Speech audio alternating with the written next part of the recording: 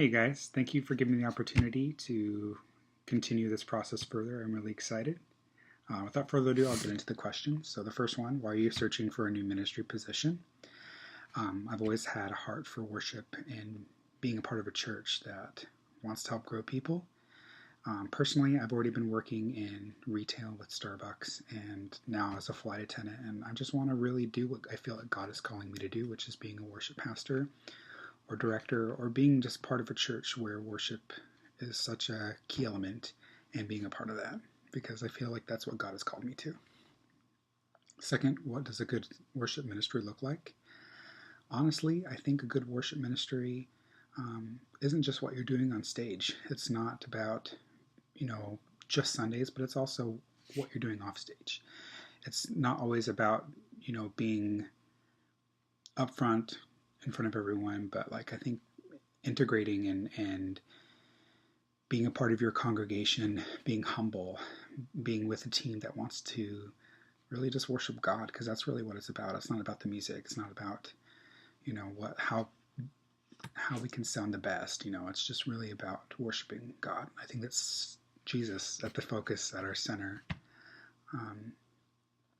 How would you describe your preferred worship style or your biggest influences? Well, personally, Carrie Job I'm a huge fan of Carrie Job. I've gotten to sing with her, and her style of just raw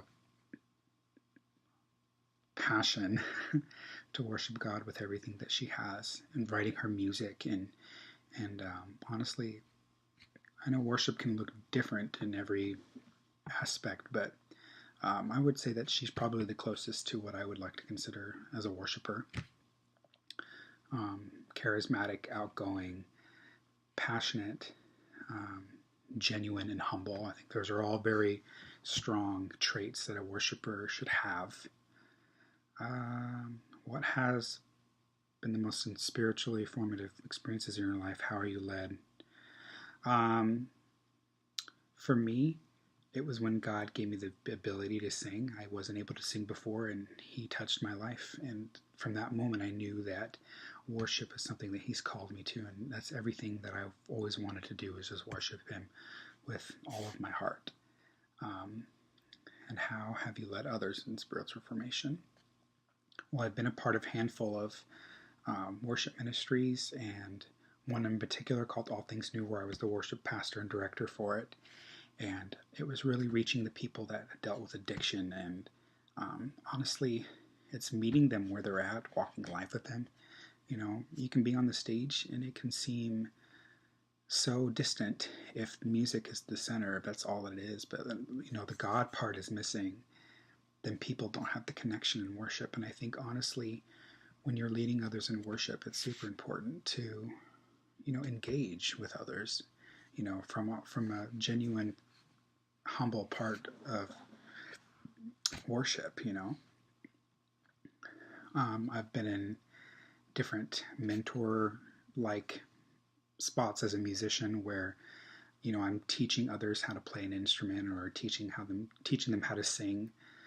Even as the worship leader of All Things New, when I did lead worship, I was not just leading the congregation, I was leading my team and preparing them. And I think that's super important, because, if you don't have a leader that can lead, it's kind of going to be a little bit of a mess. But honestly,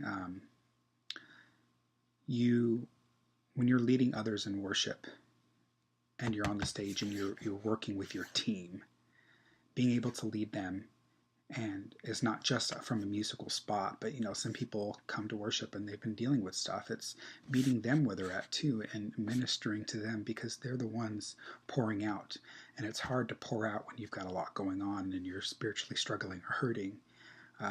So I think it's also, as a good leader, you're attentive to not only your congregation, but the ministry and the leaders and the musicians that are leading with it. I think that's a key thing. You want to really be in tune with your volunteers and your worshipers, because they're people too. They're using their gifts that God gave them. So, who are your favorite authors or teachers? Darlene Zschech is one of my favorite as a worship leader, pastor. I've read a lot of her books, especially her book Extravagant Worship. I think really ring true to my heart. Some of my favorite teachers. I don't know if you guys are familiar with Portland Bible College, but Glenda and Ken Melman were like the main people of it, and they were just huge pillars in my life. Jeremy Kepke is another teacher that I've worked for, Frank Damasio. These people have really touched my life in ways that I can't even explain, and it's made me who I am today. But those are some people that have really sowed some seeds. I know I talk about Carrie Gilberti. She's just such a big, her music changed my life through, using her music through God, and has formed, the worshiper that I am today. But even one of her concerts, she actually prayed over me and spoke over my life. And I know that she's a musician and a worshiper, but honestly, that moment was such an amazing thing for me as a believer, because I knew that God was speaking through her to me. It was such an amazing experience. And what questions do I have for you guys? That's a good question. I'm just curious about your style of worship. I know you guys told me a little bit in your email, but I'm just curious what would you consider your style to be like? Something that I'd have a better understanding of what you guys do. Is there an opportunity that I may be able to come visit at some point? I'm in Seattle, Bothell area, so I don't think I'm too far from you guys, but I would love to hear back from you. I'm excited, and thank you for giving me an opportunity. I hope this has given you some information. Sorry, I'm a little bit nervous, so if I stumbled over myself, I'm sorry about that. But thank you so much, and I'm excited to hear back from you guys. Thank you, and hope to hear from you soon.